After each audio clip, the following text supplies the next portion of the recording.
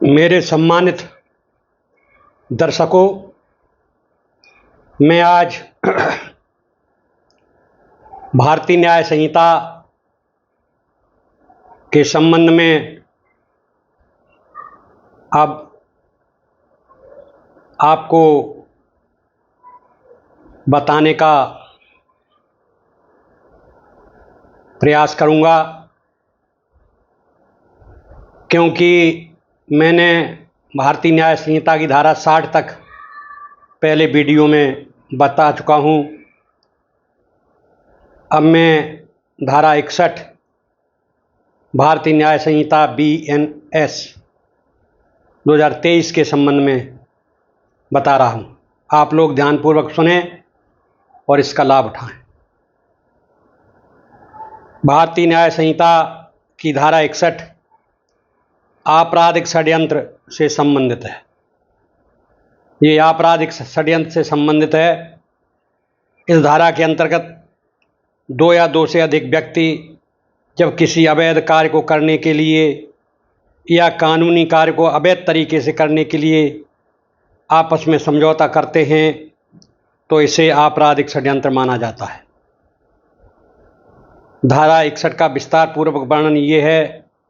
धारा 61(1) इसमें बताया गया है कि जब दो या दो से अधिक व्यक्ति किसी गैर कानूनी कार्य के लिए समझौता करते हैं तब केवल समझौता करना अपराध नहीं होता, जब तक कि उस समझौते को आगे बढ़ाने के लिए कोई कार्रवाई न की जाए। मतलब यदि वे केवल योजना बनाते हैं लेकिन कदम नहीं उठाते तो अपराध नहीं माना जाएगा, लेकिन यदि कोई भी पक्ष उस अपराध को पूरा करता है या उसकी योजना बनाता है तो धारा 61(1) के तहत मामला बनेगा। धारा 61(2) यदि समझौते के बाद अपराध को अंजाम देने के लिए कदम उठाए जाते हैं तो इसके लिए सज़ा का प्रावधान है। जो भी व्यक्ति इस श्रेणी में आता है उसे कारावास और जुर्माने की सज़ा दी जा सकती है।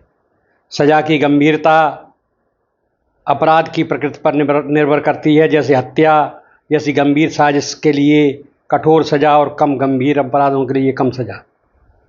मुख्य बिंदु कौन कौन से हैं इसमें? इस अपराध में दो या दो से अधिक व्यक्ति शामिल होते हैं। अकेला व्यक्ति आपराधिक षड्यंत्र नहीं रच सकता।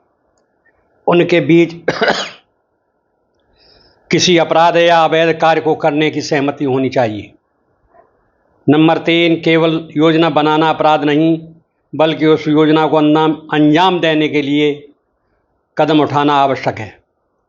धारा 61 के तहत आरोपी को सज़ा में कारावास और जुर्माना दोनों हो सकते हैं। यह धारा भारतीय दंड संहिता IPC की धारा 120(b)(a) और 120(b) के तहत आती थी, लेकिन अब इसके तहत मुकदमे दर्ज किए जाते हैं। उदाहरण के तौर पर देखिए, आप किसी व्यक्ति या स्थान को लूटने की योजना बनाना, हत्या की योजना बनाना और उसे अंजाम देना, धोखाधड़ी के लिए योजना बनाना जैसे झूठे दस्तावेज बनाना, अपहरण या फिरौती मांगने के लिए साजिश, नकली नोट छापने की साजिश, दंगा करवाने की साजिश। ये धारा कानूनी प्रवर्तन के लिए महत्वपूर्ण है, क्योंकि यह केवल अपराध के अंजाम तक सीमित नहीं बल्कि अपराध की योजना बनाने और समझौते को दंडनीय बनाती है। इससे कानून व्यवस्था में सुधार होता है, अपराध की रोकथाम में मदद मिलती है। कहने का तात्पर्य ये है कि आपराधिक षड्यंत्र धारा 61 जो पहले IPC की धारा 120(b), 120(a) था, वो अब भारतीय न्याय संहिता की धारा 61 बना दी गई है। इसमें दो या दो से अधिक व्यक्ति योजना बनाते हैं। अगर 5 आदमियों ने योजना बनाई है और वो योजना जैसे डकैती डालने की योजना बनाई है, किसी का अपहरण करने की योजना बनाई है, किसी की मौत करने की योजना बनाई है, लेकिन अंजाम जब उसका होता है, जब डकैती डाली जाती है, जब मौत कार्य की जाती है तब पूरा अपराध बनता है। इसके तहत कठोर कारावास और जुर्माना दोनों की सजाएं। अब मैं इसके संबंध में और भी बताता हूँ कि भारतीय न्याय संहिता की धारा 61 के मुख्य तत्व और परिभाषाएं क्या है। धारा 61 आपराधिक षड्यंत्र से संबंधित है। यह तब लागू होती है जब दो या दो से अधिक व्यक्ति किसी अपराध या अवैध कार्य को करने के लिए आपस में समझौता करते हैं।